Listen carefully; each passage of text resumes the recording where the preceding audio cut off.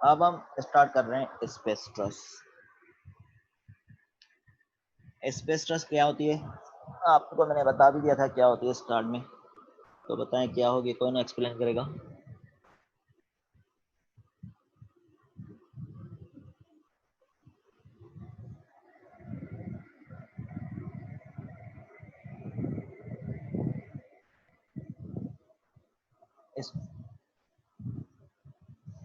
Space truss क्या होती है, कौन बताएगा? सर वही जो आपने कल बताया ना था, कुछ जगहों पे जैसे पुल वगैरह बनते हैं तो उधर वो जो यूज करते हैं स्पेस टच के मुताबिक यूज कर रहे होते हैं थ्री डी हाँ लेकिन स्ट्रक्चर्स मैंने बनाने कोई पर। तो मैंने कुछ डेफिनेशन बताई थी इसकी। हाँ कौन सा स्ट्रक्चर होता है? प्लेन ट्रस के बाद मैंने बताई थी। सर ये सर रूफ थ्री डी बनाने के लिए इस्तेमाल होते हैं, छत थ्री डी वगैरह। स्ट्रक्चर होते हैं ना। हाँ ये 3D 3D तरह में। का स्ट्रक्चर हो जिसका सिंपल उसको। Three G. ट्रेस 2 डायमेंशन में होती है, स्पेस ट्रेस 3 डायमेंशन में होती है। ये हाँ भी डिफरेंस। हाँ स्पेस ट्रस जो होती है 3 डायमेंशन में होती है, और प्लेनर ट्रस जो है 2 डायमेंशन में होती है। और ये इसका सिंपल एग्जांपल है टेट्राहेड्रॉन, जो हम इस तरह का लेते हैं स्ट्रक्चर, इसको हम टेट्राहेड्रॉन बोलते हैं। ये एग्जांपल है सिंपल जो स्पेस ट्रस का एग्जांपल है। तो स्पेस ट्रस जो है ज़्यादा कॉम्प्लिकेटेड होती जाती है, जैसे कि मेंबर्स बढ़ते जाएंगे 3D डायमेंशन में आपको सॉल्व करना होगा। अबे बात करनी बोल रहा हूँ। सही है। तो इसमें क्या होंगे, 3D डायमेंशन में मेंबर होंगे एक्स वाई जेड एक्सिस होगा। उसमें क्या था, सिंपली 2 डायमेंशन थी। तो इसमें फोर्सेस इस तरह से शो की गई होती हैं। ठीक है, तो हमने क्या करना है इसमें, अजम्पशन करते हैं इसकी डिज़ाइन के लिए कुछ। तो हम कर ये अजम्पशन है members of space is treated as 2 force member. तो हम इसको अज्यूम करते हैं 2 फोर्स मेंबर की तरह ये एक्ट करेंगे। 2 फोर्स मेंबर क्या थे जो हमने पढ़े थे कल? when weighting of the member is considered applied as vertical force, जब वेट हम कंसीडर करते हैं तो वेट को हम वर्टिकल फोर्स की तरह ही अप्लाई करते हैं। ठीक है, वैसे हमारा वेट होता है हमारे पास वर्टिकली, क्योंकि ग्राउंड की साइड तरफ होता है इसका वेट का जो डायरेक्शन होती है। ठीक है, और मेथड ऑफ जॉइंट फिर हम अप्लाई करते हैं। मेथड ऑफ जॉइंट में हमारा क्या था, summation of forces in X is equal to 0, summation of forces in Y and summation of forces in Z is equal to 0। हर एक जॉइंट में फाइंड आउट करते हैं। फोर्सेस एनालिसिस जो हम करते हैं उसमें हम कोशिश करते हैं कि एक नोन होना चाहिए और 3 अननोन हो। अगर इस तरह है तो सही है, ऐसा ना हो 4 अननोन हो। कि हमारे पास 3 इक्वेशन है, 3 इक्वेशन है, मैक्सिमम 3 अननोन होने चाहिए। अगर ज्यादा अननोन होंगे हम सॉल्व नहीं कर पाएंगे।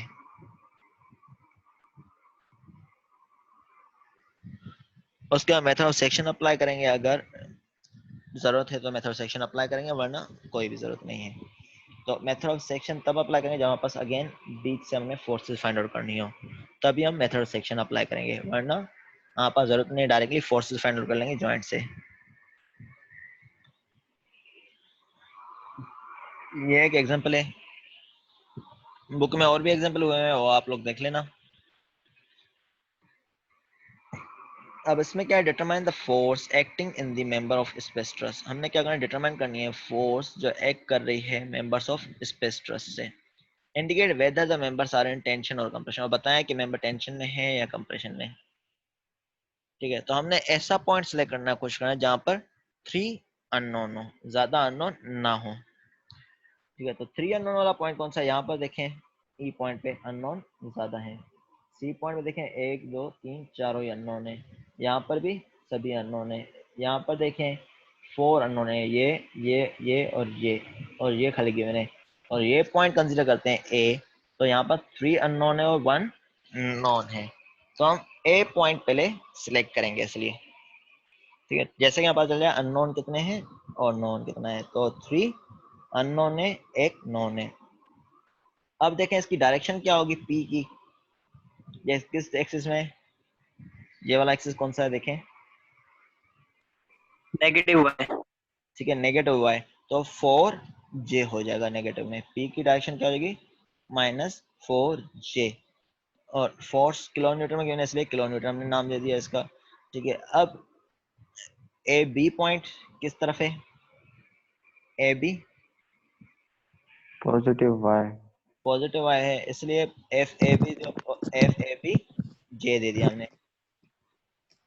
ठीक है, अब एसी पॉइंट नीचे है, नीचे तरफ कौन सा एक्सिस है, जेड, नेगेटिव जेड। ठीक है ना, तो एफ ए सी नेगेटिव के हो जाएगा, ठीक है। तो हमने क्या करना है, ये भी आ गया। अब हमने कौन सा पॉइंट लेना है,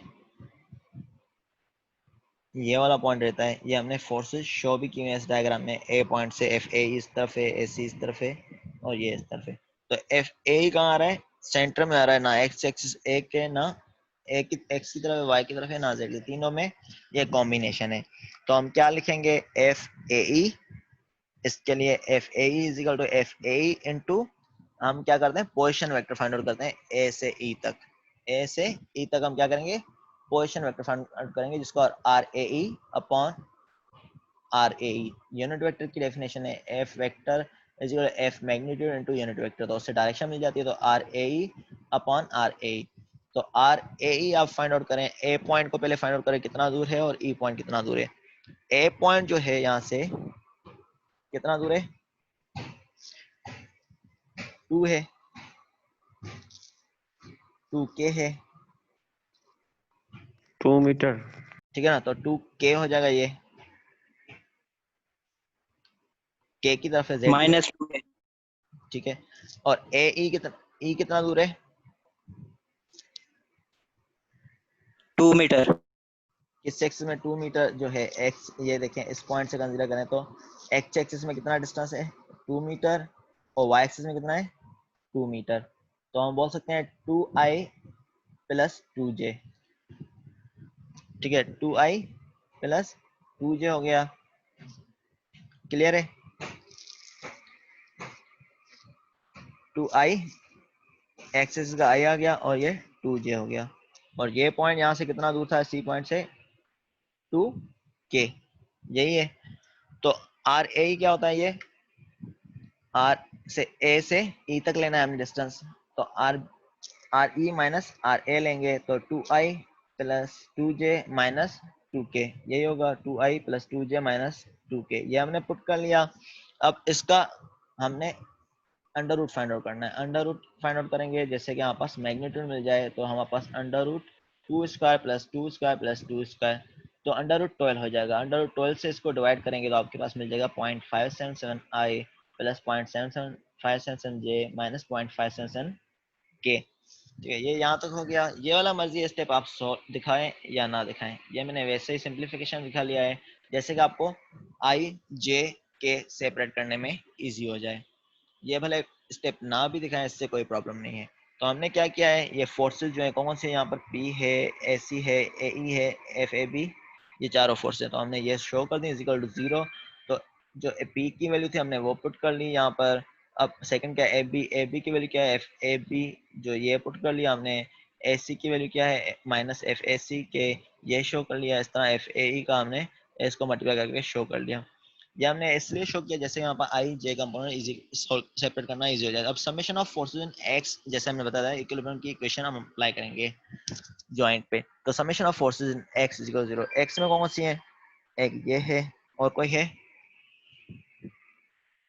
आई वाला और कोई नहीं है मेरे ख्याल में, 0.577 सही है, 0.577 A E is equal to 0 ले लेंगे, तो A E is equal to क्या आ जाएगा, 0 हो जाएगा।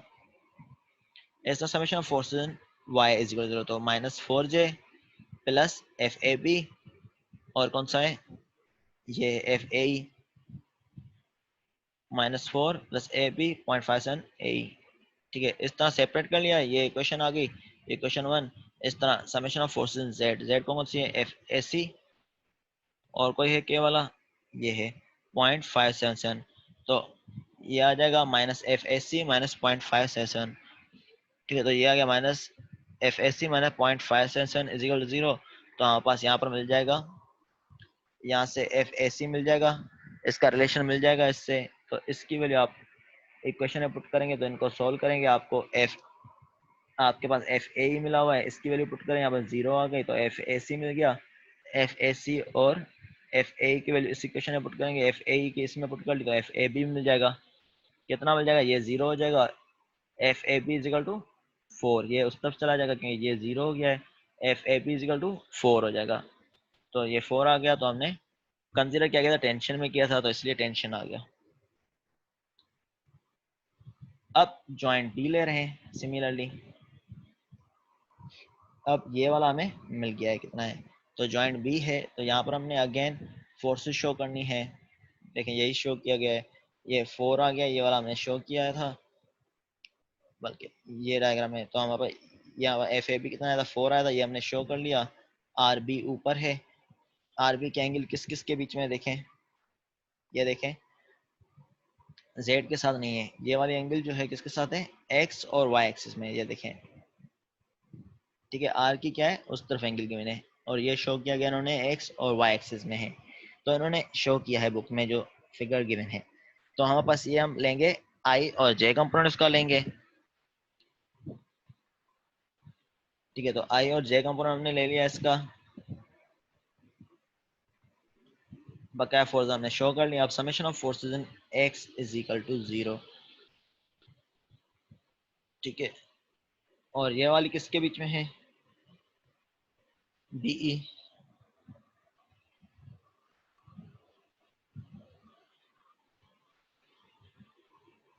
ठीक है। तो आप ये दिखा देंगे किस में है, तो आपने डायग्राम बना ली है, तो ये हमने दिखा दिया एक्स एक्सिस में इतना है, ये वाई एक्सिस में इतना है, ठीक है, और जेड में जो भी हमने शो कर लेंगे, ठीक है। तो हमने क्या करना है, अब हमने summation of forces in X is equal to 0, X में कौन कौन सी फोर्सेस है हमारे पास, डायग्राम में देखें तो कौन कौन सी फोर्सेस है हमारे पास,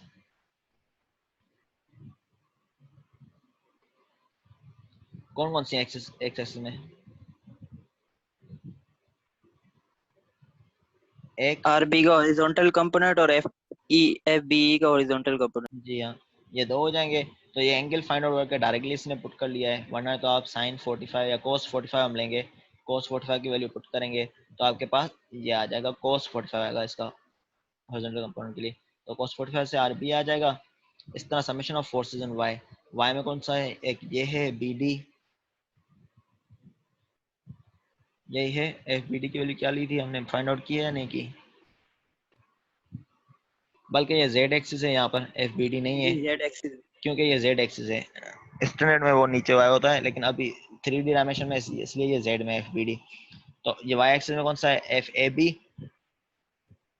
यही है, एफ ए बी की वैल्यू हमने फाइंड आउट की है, कितनी है 4, और दूसरा -4। ठीक है आर बी है, आर बी कितना है साइन 45, तो ये हमने पुट कर लिया इज इक्वल टू 0 हो गया। Summation of forces in Z, अब जेड में कौन सी होगी, एक ये वाली होगी, दूसरी ये होगी, और तीसरी कौन सी होगी 2 किलो न्यूटन, ये और 2 किलो न्यूटन। तो ये कौन सा होगा, पॉजिटिव होगा, ये नेगेटिव होगा, और ये पॉजिटिव होगा। तो ये इस तरह पुट कर लिया हमने, तो हमारे पास इसकी वैल्यू आ गई आर बी और एफ बी डी की। सही है, समझ में आ गया है, ये दोबारा रिपीट करूं, जी सर, इस तरह हर पॉइंट पे निकालने क्या अननोन वैल्यूज, जी हाँ। अब अगर मेन डायग्राम को देखें तो। हाँ, हर पॉइंट पे फाइंड आउट करना है। अब देखें ए पे फाइंड आउट कर लिया, अब बी पे फाइंड आउट करें, तो हमने हमें ये फोर्स भी मिल गई, ये मिल गई, ये मिल गई, ये मिल गई, ये मिल गई। अब मेनली फोर्स अब हमारे पास सॉल्व हो गई हैं, ठीक है। अब अब हमने क्या सी पे करना भी है, करेंगे, डी पे भी करेंगे, ई डी पे पे भी भी करेंगे। करेंगे, डी पे करेंगे, 2 पॉइंट पे करें तो सारे अननोन मिल जाएंगे, ये सी और डी पे करेंगे सही हमारे पास, सही सही। ठीक है। तो सी पॉइंट पे हम कंसीडर करें 2 डायमेंशन में कंसीडर कर लेते हैं, जैसे कि हमारे पास 3 डायरेक्शन में हम जाएंगे ना, हमारे पास कम से कम अननोन हो जाए, तो हमारे पास कुछ डायग्राम आप देखें इस तरह बनेगी। अगर मैं 2 डायमेंशन कंसीडर कर रहा हूँ, एक्स और वाई एक्सिस कंसीडर कर रहा हूँ, तो देखें अब ये वाला किस तरफ है, डीई, एक्स एक्सिस में इस तरह कुछ है, क्लियर है। अगर मैं स्टैंडर्ड जो हम लेते हैं उसमें दिखा रहा हूँ आपको, तो डीई किस तरफ है, इस तरफ है, और सी डी किस तरफ है, वाई एक्सिस में, ये क्या हो जाएगा ई डी सी। अब ये वाला किसके, ई और सी कहाँ है, यहाँ पर होगा कहीं, इस तरह है ट्रायंगल, क्लियर जी है, सर, 2 डायमेंशन वाला। ठीक है ना। और फोर्स ये कहाँ पर है, ये वाई एक्सिस में, सी पॉइंट कौन सा था, ये था। तो ये आप टेंशन या कंप्रेशन में कंसीडर कर लें, फिर फोर्सेस आप अप्लाई कर लेंगे, एक यहाँ पर है, और ये भले आप जेड एक्सिस की ना शो करें क्योंकि हम सी और डी में शो कर रहे हैं, तो आप समेशन ऑफ फोर्स ये पॉइंट कंसीडर करेंगे सी, summation of force in x is equal to 0 and summation of force in y is equal to 0 लेंगे। ठीक है, ये वाला पॉइंट कंसीडर करेंगे तो summation of force in x को कौन सी आएगी, सिंपली ये वाली आएगी जो हमने ली थी, कौन सी, CE। FCE क्या आ जाएगा हमारे पास, 0 हो जाएगा, FCE इज इक्वल टू 0। सही है, ये क्लियर हो गया। अब इन दो पॉइंट को लेंगे, एक ये वाला, दूसरा ये वाला, ये दोनों फोर्सेस कंसीडर करेंगे, फिर ये पॉइंट कंसीडर करेंगे, उस पर हम फोर्सेस हम फाइंड आउट कर सकेंगे। ठीक है, इससे हो जाएगा, फोर्सेस मिल जाएंगी।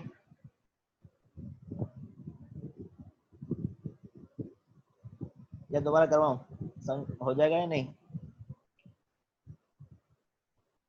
मेथड और जॉइंट में जैसे हम कर रहे थे, ठीक है सर, आगे चलो। ठीक है ना, हो जाएगा ना। तो हमारे पास क्या होगा, दोबारा देख लें, ये पॉइंट कंसीडर करेंगे, इसमें summation of forces in x is equal to 0 लेंगे। हमारे पास CE ये वाला क्या हो जाएगा, सिंपली ये 0 हो जाएगा डायरेक्टली, FCE 0 हो जाएगा। अब अगेन ये वाला पॉइंट सोल्व करेंगे, अगर इसको हम कंप्रेशन में भी ले रहे हैं सपोज करें, तो ये दोनों इक्वल हो जाएंगे, ये वाला पॉइंट और ये RC, जो हमारे पास RC आ रहा है ये वाला, और ये दोनों इक्वल हो जाएंगे। फिर अगेन ये पॉइंट लेंगे, इस point summation of forces in x is equal to 0 लेंगे। तो summation of force in x ले रहे हैं, तो ये कौन सी फोर्स है, जो हमारे पास DE, ये 0 हो जाएगी। अब DE 0 हो गई है, CE 0 हो गई है, तो इस तरह तीसरा फोर्स जो हमारे पास इसमें पुट करेंगे मिल जाएगी। तो देखें इसने भी यही लिया होगा जो इसने फाइंड आउट किए फोर्सेस। नीचे वाली 0 ही आएंगी सारी, देखें इसने लिया हुआ है, देखें हमने DE फाइंड आउट की थी और CE 0 0 है, इस तरह DC भी पुट करेंगे, ये आपके पास 0 आ जाएगी। क्लियर है न्यूमेरिकल? यस सर, क्लियर है। ठीक है, ये चैप्टर मैंने यहाँ तक करवाया है, फ्रेम एंड मशीन फिलहाल हमने नहीं किया है। बकाया तकरीबन कोर्स हमारा हो गया है, एक टॉपिक रहता है तो वो देखते हैं, करना इम्पोर्टेंट रहा तो ठीक है, करना इम्पोर्टेंट रहा तो सही है, नहीं तो यहाँ तक है। ठीक है, अब क्या है, इसके बाद नेक्स्ट चैप्टर है फ्रिक्शन का।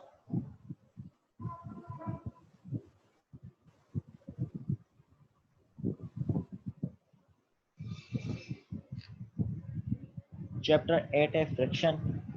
फ्रिक्शन क्या करते हैं, रेजिस्टेंस टू मोशन या मूवमेंट की रेजिस्टेंस को, जो फोर्स रेजिस्ट करती है उसको हम फ्रिक्शन बोलते हैं, जो रेजिस्टेंस क्रिएट करे। ठीक है, तो इस चैप्टर में हम पढ़ेंगे क्या क्या पढ़ेंगे, फ्रिक्शन के टाइप पढ़ेंगे दोनों, फ्लूइड फ्रिक्शन और कूलम फ्रिक्शन। ये कब आती है फ्रिक्शन, जब हमारे पास टू कॉन्टैक्टिंग सरफेस हो, ये मूव कर रहे हो एक दूसरे के रिलेटिव, तब हमारे पास फ्रिक्शन को कंसीडर करते हैं। नॉर्मली दो तरह की फ्रिक्शन हम लेते हैं यहाँ पर, फ्लूइड फ्रिक्शन, दूसरी कूलम फ्रिक्शन। फ्लूइड फ्रिक्शन जैसे नाम बता रहा है, कौन सी फ्रिक्शन होगी, जहाँ पर कॉन्टैक्टिंग सरफेसेस के बीच में कोई फ्लूइड मौजूद होगा। फ्लूइड किसको बोलते हैं, गैस और लिक्विड हमारे पास कोई ना कोई कॉन्टैक्ट सरफेस के बीच में मौजूद हो, उस तरह की फ्रिक्शन को बोलेंगे फ्लूइड फ्रिक्शन। तो ये डिपेंड किस पे करती है, नॉर्मली हम लिक्विड ही डालते हैं, जैसे कि इंजन में हमारे पास ऑयल्स होते हैं, हम क्या करते हैं, वो फ्रिक्शन को कम करने के लिए होते हैं, करने के लिए यूज करते हैं, तो हमारे पास फ्रिक्शन कम होती है और ये कुछ हीट भी टेक अवे करते हैं ऑयल जो होते हैं, तो फ्लूइड फ्रिक्शन उस टाइम कम आती है। और दूसरी होती है कूलिंग फ्रिक्शन, जब हमारे पास कॉन्टैक्ट के सरफेसेस के बीच में लुब्रिकेंट ना मौजूद, जैसे कि हम कोई चीज़, जैसे कि टेबल को मूव कर रहे हैं, या हम सीढ़ी को एक जगह से दूसरी जगह मूव कर रहे हैं, या डिफरेंट जो पार्ट्स हैं जो कॉन्टैक्ट सरफेस हो, तो उसमें क्या होगा, हमारे पास फ्रिक्शन होगी जो जिसमें ऑयल ना हो, तो उसको हम बोलेंगे कूलम फ्रिक्शन। सर ये गैस की ना सर, वैसे कोई ऐसी लिक्विड, फ्लूइड फ्रिक्शन हो वैसे लिक्विड लिया जिसमें जाता है, गैस। नॉर्मली लिक्विड ही लिया जाता है, ठीक है ना। फ्लूइड वैसे ही नाम यस से सर, गया, लेकिन नॉर्मली लिक्विड लिया जाता है, क्योंकि गैस तो एयर भी मौजूद है हर कहीं। यस सर, ठीक है सर।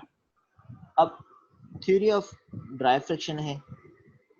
अब जैसे कंसीडर करें, एक बॉक्स दिखाया गया है यहाँ पर हॉरिजॉन्टल सरफेस पे, जिसका वेट W है और फोर्स B है।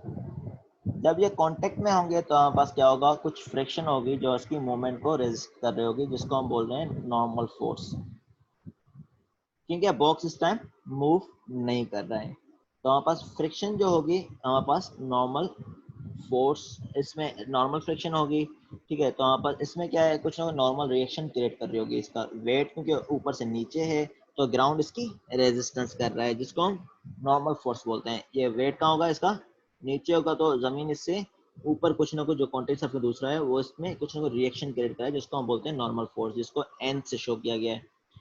और फ्रिक्शन फोर्स होगी जो मोशन के अपोजिट डायरेक्शन में। अभी इस केस में मूवमेंट किस तरफ हो रही है, इस तरफ हो रही है, तो फ्रिक्शन फोर्स इसके अपोजिट डायरेक्शन में होगी। सर गैस की कोई एग्जांपल दें। वहाँ गैस नहीं होगा, नॉर्मली हम लिक्विड ही लेते हैं। अच्छा ठीक है हाँ सर। ठीक है, तो हमारे पास क्या होगा, फ्रिक्शन फोर्स होगी इसके अपोजिट में होगी, जिस डायरेक्शन मूवमेंट हो रही है उसके अपोजिट में लेते हैं। भले फोर्स अगर कोई सपोज करें यहाँ पर ऊपर से गिवन होती, तो फोर्स इसको इस तरफ भले हमने ऊपर से शो करें, अगर सपोज में कोई सपोर्ट है ऊपर से शो है, इस तरह कोई है, तो ये इस ब्लॉक को इस तरह मूव करने करेगा या इस तरह मूव करने करेगा, तो हम फ्रिक्शन फोर्स उस तरफ देंगे, इस तरफ देंगे, क्यों हमारे पास उस केस में हमने रिप्रेजेंट करना होगा।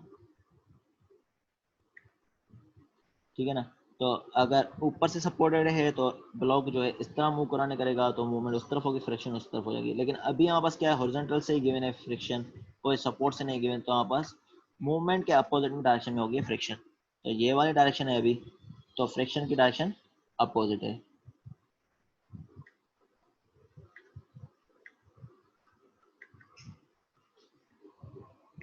ठीक है, तो अब वहाँ पर देखा जाए स्मूथ सरफेस हो, तब हम बोलते हैं कि फ्रिक्शन 2 है। लेकिन स्मूथ सरफेस में आप माइक्रोस्कोपिक व्यू देखेंगे जब, तो हमें पता चलता है कि स्मूथ सरफेस भी एक तरह से थोड़ा बहुत रफ है इंटरनल स्ट्रक्चर में। तो हमारे पास क्या होता है, हमें पता चलता है कि इस तरह कुछ स्ट्रक्चर है स्मूथ सरफेस का भी। तो हम क्या करते हैं, हमें पता है नॉर्मल रिएक्शन फोर्स और फ्रिक्शन फोर्स हर एक पार्ट की अलग अलग ली जाती है, लेकिन हम क्या करते हैं, कंसीडर नॉर्मल करते हैं। इन दोनों के बीच में क्या होता है, एक रिएक्शन फोर्स होती है जिसको हम बोलते हैं रिएक्टिव फोर्स होती है इन दोनों के बीच में, जो इन दोनों का मैग्नीट्यूड शो कर रही होगी, जिसको हम बोलते हैं रिएक्टिव फोर्स। ये दोनों कंपोनेंट्स में हम कंसीडर करते हैं N1 और F1 N2 F2, इस तरह हम सारे कंपोनेंट्स के शो करते जाएंगे। अब फ्रिक्शन अगर बॉडी मूव नहीं कर रही उसको उस टाइम फ्रिक्शन होगी, उसको हम बोलते हैं स्टैटिक फ्रिक्शन। जब बॉडी मूव कर रही होगी उसको उस टाइम हमारे पास फ्रिक्शन होगी, उसको हम बोलेंगे काइनेटिक फ्रिक्शन। स्टैटिक कब होगी, जब हमारे पास बॉडी रेस्ट में हो, और काइनेटिक जब होगी जब हमारे पास बॉडी मूवमेंट में हो। ठीक है, अगर इस कंडीशन में है कोई बाहर से हमारे पास स्ट्रक्चर ऐड नहीं है, ग्राउंड पे ही रखा हुआ है और फोर्स डायरेक्टली अप्लाई कर रहे हैं, तब हमारे पास नॉर्मल रिएक्शन फोर्स जो रहते हैं एक्स डिस्टेंस पे रहते हैं और राइट हैंड साइड पे लेते हैं, एक्स डिस्टेंस पे लेते हैं और राइट हैंड साइड पे लेते हैं। और इसकी जो हाइट होती है एच होती है फोर्स से, ये हम नॉर्मल रिप्रेजेंट नहीं करते, ये वाली हम रिप्रेजेंट करते हैं नॉर्मली। तो आप पास एक्स डिस्टेंस से तब लेंगे जहाँ पर कांटेक्ट में हो और कहीं और से सपोर्ट ना हो, तो आप पास नॉर्मल एक्स पे लेंगे, वरना तो हम उसी सरफेस पे लेंगे जहाँ पर वेट के अपोजिट में या जहाँ पर सपोर्ट है, तब हम एक्स डिस्टेंस शो नहीं करते हैं। ठीक है, अब बॉडी मूव नहीं कर रही, हमने फोर्स अप्लाई की, बॉडी मूव नहीं कर रही, body is static, it is not moving, तो उस टाइम आपका फ्रिक्शन होगी which is known as static friction. अब हम बोल सकते हैं static friction is directly proportional to normal reaction. Static friction जो है डायरेक्टली प्रोपोर्शनल है नॉर्मल रिएक्शन के। अब यहाँ पर f s is direct proportional to n, mu s क्या हो जाएगा, यहाँ पर हमने प्रोपोर्शनल सिंबल को रिप्रेजेंट किया म्यू एस से, mu S is coefficient of static friction होगा। अब सेम जो मेथड है हमारे पास यूज होगा काइनेटिक फ्रिक्शन के लिए, जिसको हम एफ के से शो करेंगे। ठीक है, अब उसमें क्या होगा, बॉडी मूव करेगी। क्लियर है ये?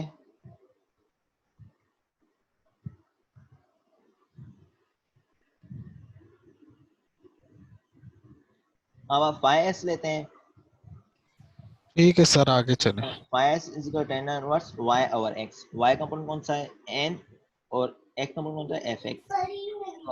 बल्कि थीटा जो टेन इनवर्स हमारे पास क्या होता है, थीटा जो टेन इनवर्स, अब हमारे पास एंगल किससे गिवन है, ये वाली वाई एक्सिस से। वैसे हम वाई ओवर एक्स लेते हैं जब हमारे पास एक्स एक्सिस से, अब हमारे पास एंगल किससे, वाई एक्सिस से।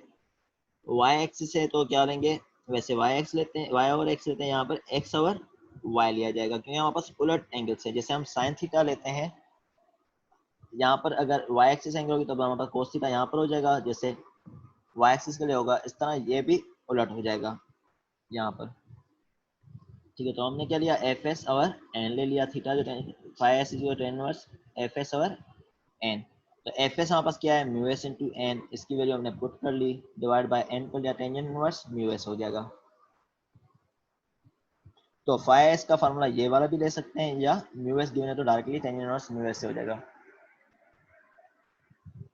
ये डिफरेंट सरफेसेस हैं, उनके लिए स्टैटिक फ्रिक्शन का कोएफिशिएंट दिखाया गया है, कितना रेंज में होना चाहिए। नॉर्मली इतनी रेंज में होता है, जैसे वुड का बताया हुआ है, लेदर का बताया हुआ है, leather on metal, different material का बताया हुआ है कितनी फ्रिक्शन होगी।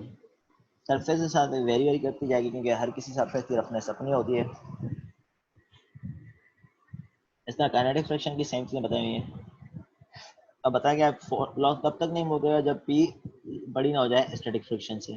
पी बड़ी हो गई फिर हमारा ब्लॉक मूव करेगा, और म्यू के जो हमारे पास होती है, क्योंकि बॉडी मूव करना शुरू हो गई है, तो यहाँ पर म्यू के सिमिलर होगी as compare to mu s. Static friction जो है ज़्यादा होती है काइनेटिक फ्रिक्शन से, 25% नॉर्मली ज़्यादा लेते हैं हम थ्योरेटिकली। जैसे कि इसमें बताया डायग्राम में, पहले हमारे पास क्या किया, फोर्स हमने अप्लाई किए, तो ब्लॉक मूव नहीं कर रहा, तो हम फोर्स और ज़्यादा अप्लाई करते जा रहे हैं, अप्लाई करते जा रहे हैं, ब्लॉक मूव नहीं कर रहा। तो एक ऐसा पॉइंट आएगा जहाँ पर ब्लॉक अबाउट टू मूव होगा, थोड़ी सी ज़्यादा फोर्स देंगे, ब्लॉक मूव करना शुरू करेगा, तो वो पॉइंट ये वाला है। जैसे हमने फोर्स बढ़ाई तो हमारे पास क्या होगा, स्टैटिक फ्रिक्शन कम हो जाएगी और ब्लॉक मूव करना शुरू होगा। ये वाला पॉइंट है जो रिप्रेजेंट कर रहा है उसी पॉइंट को। अब यहाँ से ब्लॉक मूव करना शुरू हो जाएगा, अगेन ब्लॉक हमारे पास मूव करता जाता है, एक ही फ्रिक्शन कांस्टेंट रह जाती है, फिर बाद में जो है हमारे पास ज़्यादा हम स्पीड लगा लेते हैं तो फ्रिक्शन उस टाइम मिनिमम हो जाती है। ये वाला पॉइंट शो कर रहा है। ठीक है, ये वाला जो पॉइंट है काइनेटिक फ्रिक्शन का है, ये वाला पॉइंट मैग्नेटिक फ्रिक्शन जो है उसको स्टैटिक फ्रिक्शन बोल रहे हैं।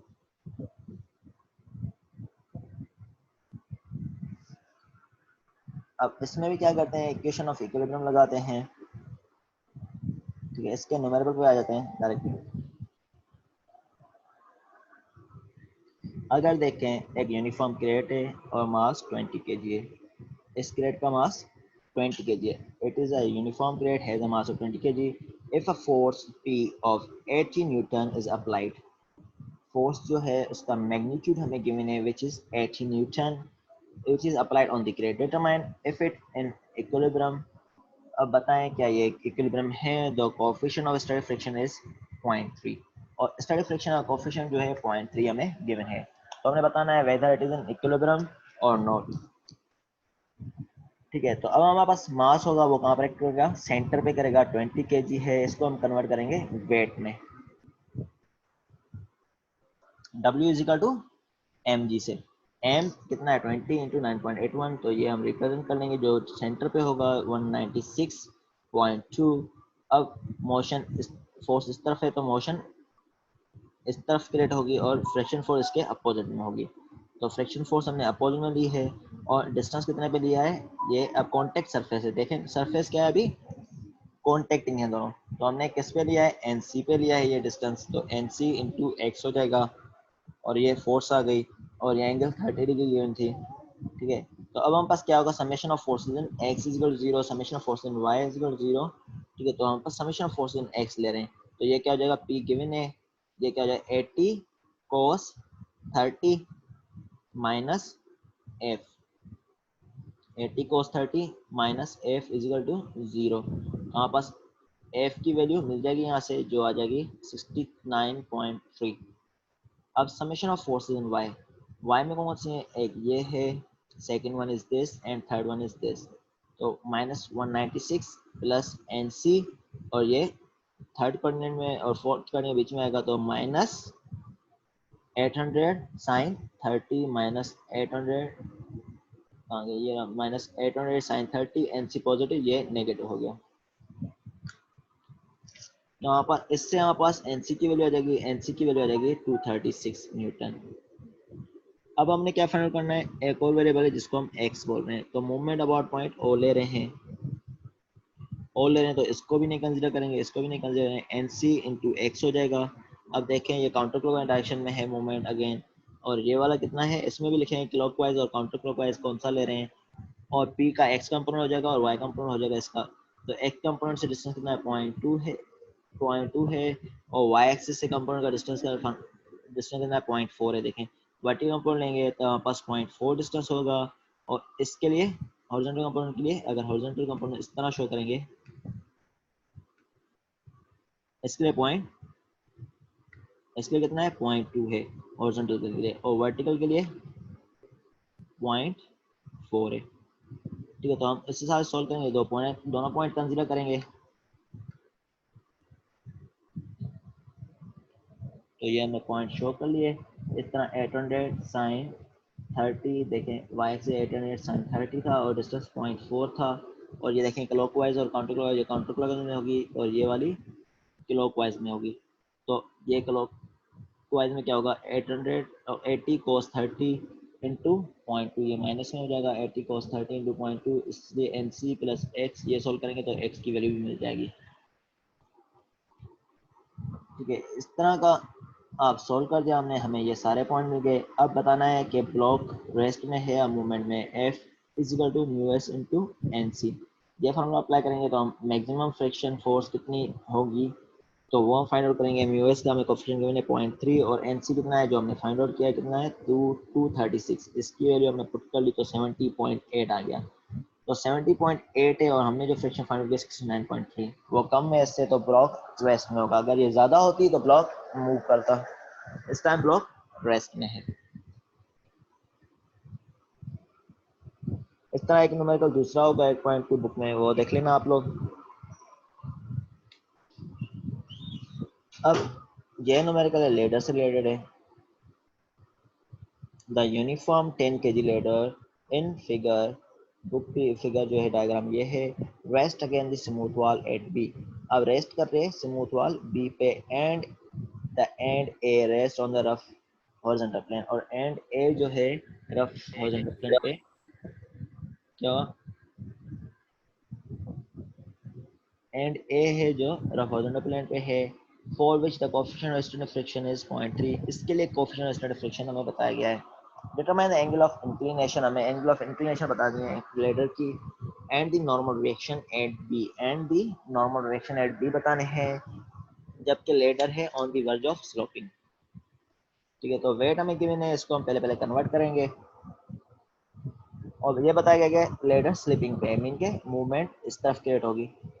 लेडर स्लिपिंग मूवमेंट इस तरफ है तो फ्रिक्शन इसके अपोजिट में होगी एफ ए, और एन ए इसका नॉर्मल रिएक्शन कंपोनेंट होगा, उसका एन बी रिएक्शन कंपोनेंट होगा, और इसकी एंगल क्या हो जाएगी नीचे n b cos theta 4 cos theta और इसकी 4 साइन थीटा। यही होता है कि 4 है अपन में 4 कोस थीटा और 4 साइन थीटा। तो ये हमने शो कर दिया। अब summation of forces in x is equal to 0, x में कौन सी है F A minus N B, ये देखें F A minus N B. अब हमारे पास summation of force in Y, Y कौन सी है ये वाली है और एन ए है, n a into weight, n a minus weight हो जाएगा तो एन ए माइनस वेट आ गया इजिकल टू 0। एन ए यहाँ से मिल जाएगा 98.1, एन ए मिल गया। हमारे पास एफ ए फाइंड आउट कर सकते हैं, म्यू एस इंटू एन होता है, फ्रिक्शन मिल गया है म्यू एस इंटू एन होता है, तो हमारे पास friction F A is equal mu S into N, यही फार्मूला है। ठीक है, तो हमने पुट किया इसमें F A is equal mu S into N A. ठीक है, तो म्यू एस कितना है 0.3 है, 0.3 इंटू एन ए हो गया, तो ये हमें मिल गया। एन ए की वैल्यू हमें मिल गई, ये हम पुट कर लेंगे इसमें तो हमें एफ ए मिल जाएगा। क्लियर है, तो 29.3 मिल जाएगा। क्लियर है, दोबारा पॉइंट क्लियर करूँ?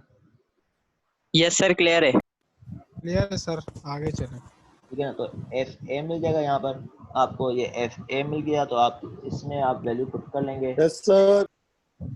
तो एन बी भी इस तरह मिल जाएगा, n b minus F a की वैल्यू मिल गई तो एन बी मिल जाएगा यहाँ से।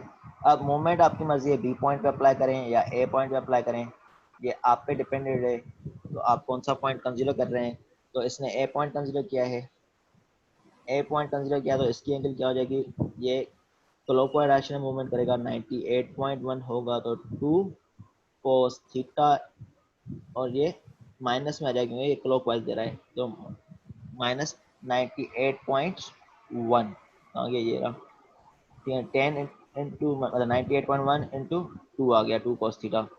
इस तरह ये वाली कौन सी है, एन बी, ये किस तरफ है, काउंटर क्लॉकवाइज है, तो एन बी इंटू क्या जाएगा 4 sin थीटा। क्लियर है, क्लियर है, देखें Yes, sir. Yes sir clear है, यस सर। 4 sin थीटा हो गया। तो यहाँ से हम sin थीटा और cos थीटा फाइंड आउट कर लेंगे, जो tan थीटा है इससे एंगल आ जाएगा 59 डिग्री। इस तरह के कुछ और न्यूमेरिकल हैं, ये असाइनमेंट में ऐड है। अब हमारे पास एक और चैप्टर रहता है सेंट्रोइड वाला, वो आप लोग कर लेंगे या आज कर लें थोड़ा? नहीं सर, आज नहीं करते सर। सर अभी नमाज बाद में करेंगे, बाद में करेंगे। चलें वो आप लोग कर लेना, अगर कोई डिफिकल्टी हो बता देना, उस पर लाइव सेशन रख लेंगे, देख लेना वीडियो में। Okay sir, okay sir. कौन सा topic no sir? Sir, class रखें सर इसकी अलग से। सेंट्रोइड की क्लास रखें। हाँ ये भी ठीक है सर, क्लास रखें अलग से। सर सेंट्रॉइड में क्वेश्चन पूछना है सर, मैंने मंडे 2 दिन ट्यूसडे से को। वेट कर रहा हूँ सर। चलें पूछें। सर स्लाइड खोलें आप। चलें मैं खोल रहा हूँ।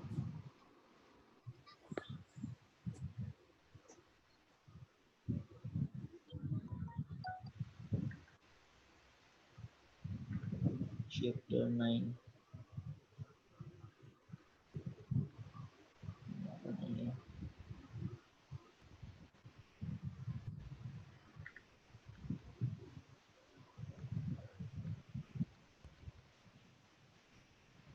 चला चलिए।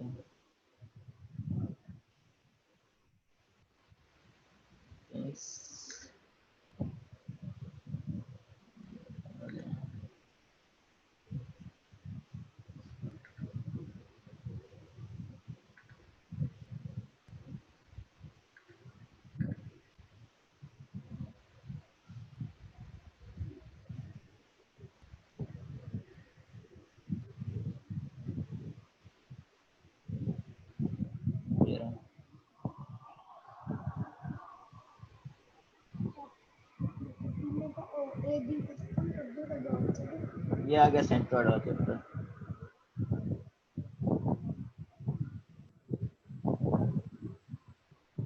सर न्यूमेरिकल पे जंप कर जाएं।